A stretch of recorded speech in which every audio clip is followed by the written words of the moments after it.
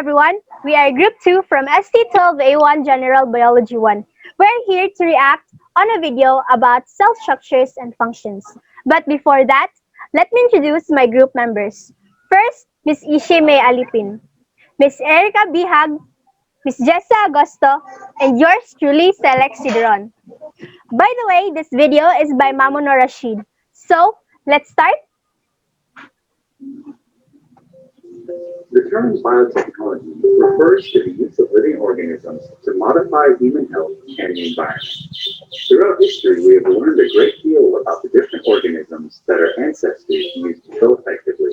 Increased technology has helped biologists study the organism's cell structure and function, and they have found ways to use the organisms even more effectively than our ancestors. However, biologists must have a basic understanding of cells and their many functions before manipulating their gene expression for our benefit. Understanding what makes up a cell and how the cell works is fundamental to all of the biological sciences. A cell is the smallest unit of life and the building blocks of all living organisms. In addition, cells make up living things and carry out activities that keep a living thing alive. Appreciating the similarities and differences between cell types within and among organisms is particularly important to the fields of cell biology and molecular biology. Molecular biology is confusing because it is a subject that focuses on things so small you cannot even see them. Molecular biology. According to latest research in News Nature, molecular biology is the field of biology that studies the composition, structure, and interactions of cellular molecules such as nucleic acids and proteins that carry out the biological processes essential for the cell's functions and maintenance. Also, molecular biology is used to examine when and why certain genes are switched on or off. An understanding of each of the factors has granted scientists a deeper understanding of how living things work and use this knowledge to develop treatments for when living things don't work so well, according to University of Queensland, Australia. So let's begin big organisms and work down to the molecular level. Organisms, such as a little girl, are made up of organ systems, such as the digestive system, pictured here. Each of these organ systems are comprised of individual organs. As shown in the diagram, organs such as the liver, the stomach, and the small and large intestines are part of the digestive system. All of these organs are made up of tissues. Tissues are a group of similar cells that perform the same function, such as the epithelial tissue and the smooth muscle tissue pictured here. Tissues are made up of cells, and a cell is the smallest unit of life. A human body tissue is another way of describing how our cells are grouped together in a highly organized manner according to specific structure and function. These groupings of cells form tissues which then make up organs in various parts of the body. We have determined that we made up of four different types of tissues. Muscle tissue is made up of excitable cells that are long and fibrous. These cells are activation of tensions in our muscles, making it possible for us to move our body parts. Epithelial tissue is made up of is, is, is made up of epithelial cells which are vastly different from the muscle cells we just talked about. These cells can be flat. They are joined tightly together, making a single stacked continuous sheet. Connective tissue makes up a connective web inside our body. Holding our body parts together and providing support are the main jobs of this tissue. And lastly, the nervous tissue found within the nervous system, and it is made up of unique specialized cells. Finally, cells contain organelles and molecules such as DNA. Let's examine a cell more closely. There are two general classifications of cells, prokaryotic cells and eukaryotic cells. Prokaryotes are single-celled organisms and include bacteria and some algae.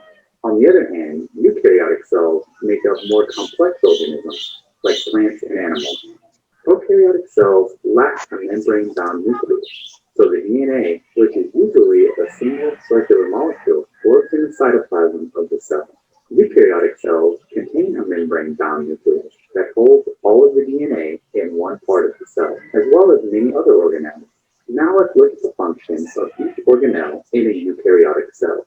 To gain an understanding of the inner workings of the cell, it's helpful to think of the cell as a mini city.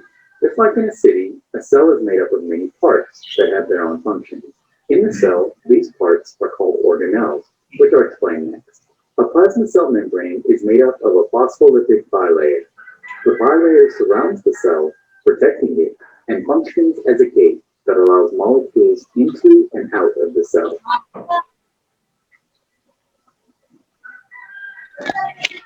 Plasma cell membrane contains receptors and channels that allow specific molecules that mediate cellular and extracellular activities to pass between organelles and between the cell and the outside environment. So plasma cell membrane provides fixed environment inside the cell. It also transports toxic substances out of the cell. In our city, the cell membrane would be like a large fence surrounding the city that only allows certain molecules to go in and out of the cell. The nucleus is like the Capitol building of the city because it functions as the control center of the cell and houses the genetic information, or instructions for what the cell is supposed to do. Nucleus. In additional information, nucleus is present in all cells except red blood cells and sieve tube cells. It is well developed in plant and animal cells while undeveloped in bacteria and blue-green algae, or cyanobacteria. Most of the cells are uninucleated or having only one nucleus. Also, there are few types of cells that have more than one nucleus or skeletal muscle cells. The mitochondria functions as the powerhouse of the cell by producing the energy the cell needs to perform its duties. Mitochondria are made of membrane-bound cell organelles that generate most of the chemical energy needed to power cells' biochemical reactions. Chemical energy produced by mitochondria is stored in a small molecule called adenosine triphosphate. Mitochondria contain their own small chromosomes. The purpose of mitochondria is to produce energy. This is just like a power plant providing energy for a city to use. The energy currency of the cell is ATP. The ribosomes act as factories which translate the genetic information, or DNA, from the nucleus into usable protein molecules. So, ribosomes are the mini particles consisting of RNA and associated proteins that functions to synthesize proteins. Proteins are needed for many cellular functions such as repairing damages or directing chemical processes. Ribosomes can be found floating within the cytoplasm or attached to the endoplasmic reticulum. Proteins do the work in the cell. The Golgi functions as the post office in the cell and packages and modifies. The Golgi body is also known as Golgi apparatus. It's a cell organelle that helps process and package proteins and lipid molecules, especially proteins destined to be exported from the cell. Golgi body is a portion of the cell that's made up of membranes, and there's different types of membranes. Some of them are tubules and some of them are vesicles. Golgi is located right near the nucleus. It's called a perinuclear body, and it's actually right near the endoplasmic reticulum as well. And when proteins come out of the endoplasmic reticulum, they go into the Golgi for further processing. The endoplasmic reticulum is the highway of the cell. It forms an interconnected network of tubules and vesicles and functions to transport proteins throughout the cell.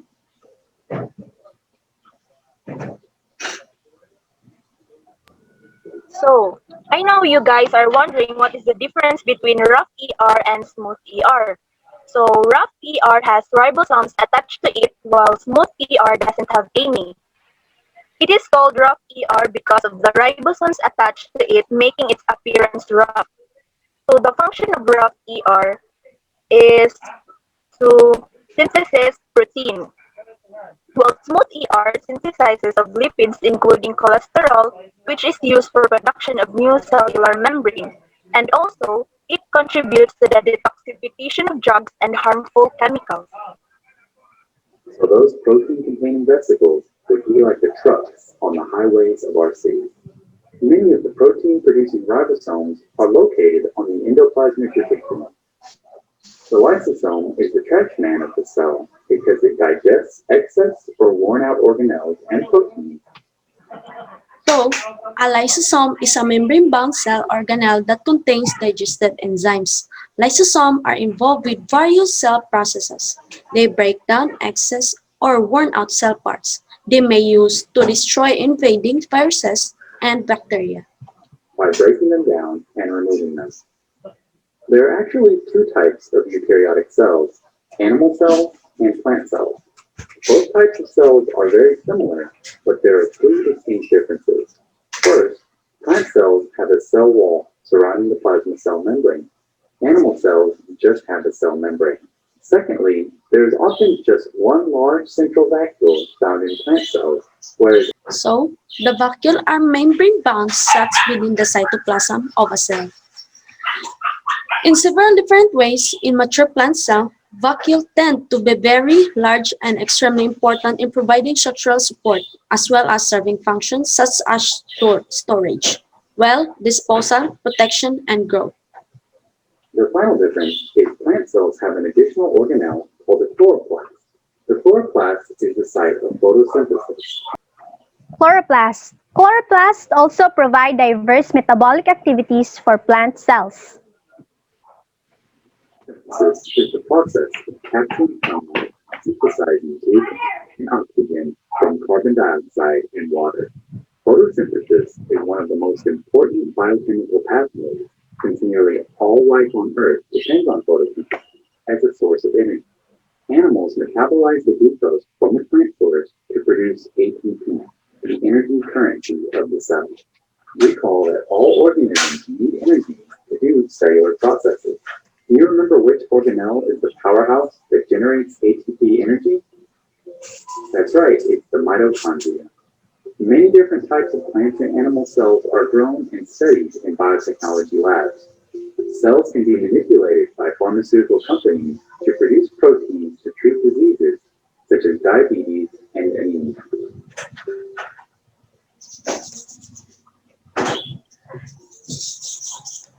The video is pretty nice because the structures and function of the cells are well said, but there are some informations that I opted to add some of it. Yeah, the video says Okay, so that's all. Thank you for watching our video. Bye!